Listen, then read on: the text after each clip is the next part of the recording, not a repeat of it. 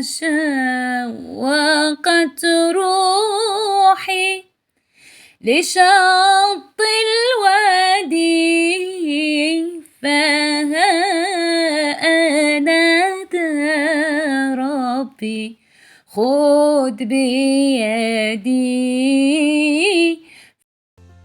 السلام عليكم ورحمة الله تعالى وبركاته، يا أحلى وأغلى متابعين. نتمنى من الله العلي القدير أنه يلقاكم هذا الفيديو في تمام الصحة والعافية. اليوم جيت وجبت لكم واحد البلاطو بريستيج، بلاطو هماوي من شكيلات ديال الشكلاط، كيجيو رائعين، والأهم من هذا أنه اقتصادي وفي المتناول. نقدمه في مناسباتنا وأعيادنا. بقوا معايا باش تعرفوا على المقادير وطريقة التحضير، وإلى عجبكم الفيديو أكيد فضلا وليس أمرا بارطاجيوه مع الأصدقاء والأحباب باش تعم الفائدة، وكذلك في مواقعكم التواصلية. أما إذا كنتم أول مرة تزوروا القناة فمرحبا بكم دائما بالاشتراك والضغط على الزر الأحمر وتفعيل الجرس باش يوصلكم كل ما هو جديد وكل ما هو مفيد. بسم الله على بركة الله، اللهم صل وسلم وبارك على سيدنا محمد وعلى آله وصحبه أجمعين.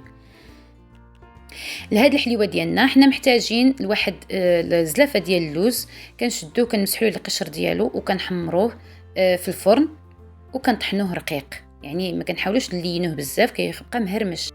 ايضا عندنا زلافه ديال نواد كوكو او جوز الهند، كنحمروه في مقلاة حتى كيعطينا داك اللون الذهبي الجميل. وعندنا ايضا زلافه ديال البسكوي، اي نوع كتفضلوا، انا استعملت هذا النوع. وكذلك عندي الكراميل، انا صاوبته في الدار، شي نهار غنبارطاجي معكم الوصفه ان شاء الله.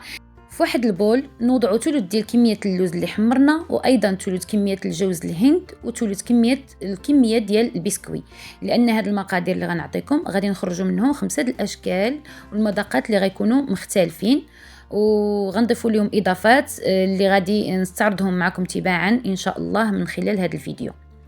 اذا هنا كناخذ واحد الكميه ديال الكراميل وكنخلط مزيان. هنا خديت الشوكولا، يعني كميه ديال الشوكولات اللي غادي نديرها في البان ماغي. اذا الكميه هنايا على حسب الخليط.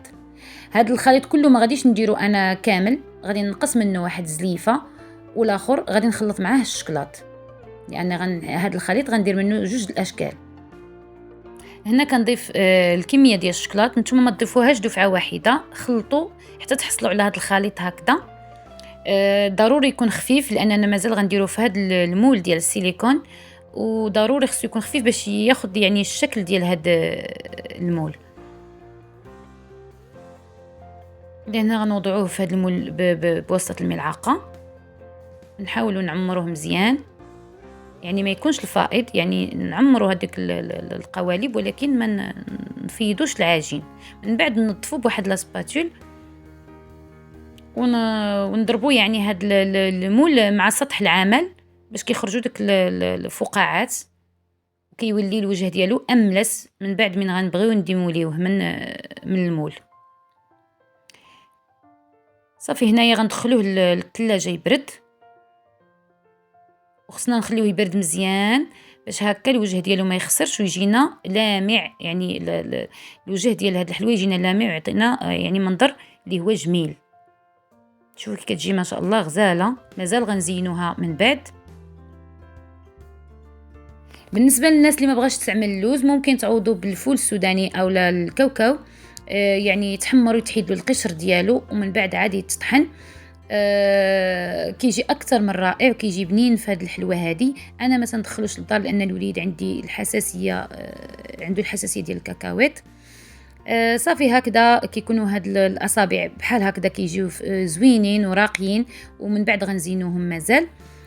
صافي النصف ديال الكميه الاخرى ديال الزلافه اللي احتفظنا بها غادي نضيفوا ليها واحد ديسير كراميل، وغادي نخلطو مزيان حتى ما يبقاوش عندنا الكويرات. من بعد انا بان لي الخليط قليل، انا ضفت له شويه ديال اللوز، توجد واحد الكميه ديال اللوز، وايضا جوز الهند والبسكوي. المهم هاد جوز الهند والبسكوي واللوز يعني كيبقاو يعني قاعده اساسيه، وحنا كنضيفوا الاضافات. هنا درت واحد الملعقه ديال لاغوم ديال البرتقال، وايضا درت معاها قشور ديال البرتقال مقطعين رقاق. صافي وخلطت الخليط وخليته على جنب. هنا غنستعمل هذا المول اللي فيه هاد المستطيلات. غادي ناخذ الشكلاط الابيض وغادي ندوبو في حمام مريم، وغادي نوضع منه نصف ملعقه في كل مستطيل.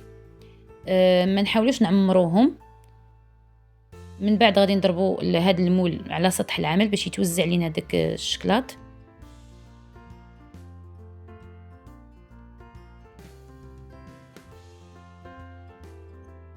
باش يخرجوا ديك الفقاعات وباش يتسرح لينا هذيك الشكلاط كامل. المهم هاد العمليه خصنا نديروها بسرعه قبل ما يجمد لينا يعني الشكلاط. من بعد غنجيبوا واحد الكميه ديال الفواكه معسله، يعني كتباع عند المحلات اللي كتبيع هادشي ديال الحلويات. عندي هنايا تشكيله ديال الفواكه مجففه ومعسله. عندي الكيوي، الكاكي، المونغ، الباباي، ايضا الكوكو، نوى الكوكو. عندي طوماط سوريز معسله، وايضا لي سوريز. وعندي ايضا واحد شويه ديال اللوز. المهم داكشي اللي كان عندي انا في الثلاجه استعملته. هاد الكميه اللي شفتو ديال الفواكه راه 20 درهم كتباع عند مولين الحلويات، يعني كتخدم لك وتخدم لك، يعني حيت ما نحتاجوش منها كميه كثيره.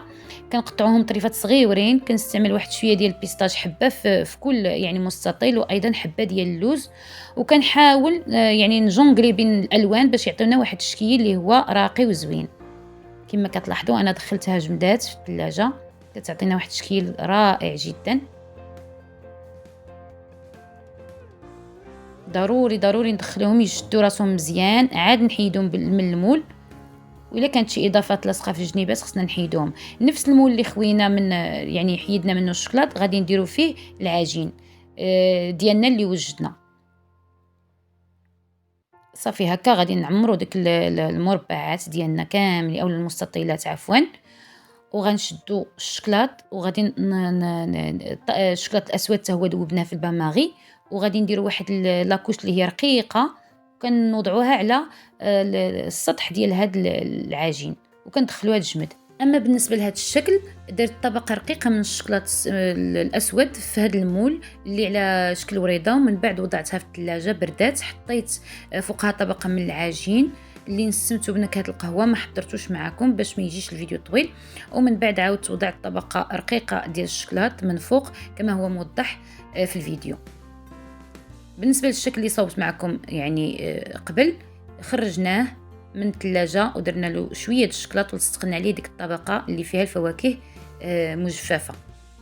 بالنسبه لهاد الاصابع هادو زيناهم عين النصف ديالهم بخطوط من الشوكولاته الرقيقه، كيجي منظرهم راقي وزوين. بالنسبه للشكل اللي دخلنا للثلاجه يبرد كيكون هكذا. غادي نزينوه من بعد بواحد الحبيبات ديال الشوكولا ذهبيه. بالنسبه لهذا الشكل هذا شدينا مول دائري ودرنا فيه واحد الخطوط اللي هي عشوائيه ودخلناه يبرد. اما بالنسبه للعجين اللي غنحضروا به هذا الشكل فدرت معاه واحد معلقه ديال لاباط ديال كابوتشينو، كتجي رائعه، كتعطي واحد المذاق رائع. هنا كناخذوا الشوكولا بيضاء من بعد ما يعني نشفوا لينا اولا جمدوا لينا ديك الخطوط. كنديروا الشوكولات الابيض يكون دافي، ما نديروش سخون باش ما يذوبش لينا ديك الخطوط ديال الشوكولات الاسود. ونحاولوا نغلفوا الجوانب غير بشويه باش ما نقيسوش ديك الخطوط اللي لتحت، حتى كنلبسوا هذا المول من الجوانب كاملين كما هو موضح. ومن بعد كنديروا طبقه ديال العجين، وايضا غادي نغطيوها بطبقه ديال الشوكولاته البيضاء من الفوق. وهذه كتكون هي النتيجه. كيجي مرخم هذا الشكل، كيجي رائع. هذا الشكل هذا درت فيه واحد شويه ديال الشوكولاط اسود في القاع، ودرت فوق منه واحد شويه د العجين ايضا، وخليت الجوانب ما وصلتش العجين للجوانب باش ما ينخوي الشوكولا، يعني يجي ملبس من الجوانب. صافي هكذا كنخليوه يبرد. من بعد هذا الشكل هذا غادي نزينوه بالفواكه معسله اللي خلطناها مع شويه ديال الناباج والجليكوز مذوبين باش يشد لينا هاد الفواكه المعسله باش تشد راسها حتى هو تيجي شكل غزال. وكنزينوه بخطوط من الشوكولا السوداء. المهم هنا التزيين كيبقى على حسب الرغبه، كل سيده وكتفنن كل سيده والذوق ديالها. هاد الشكيل هذا تا هو نكهته بالحامض من الداخل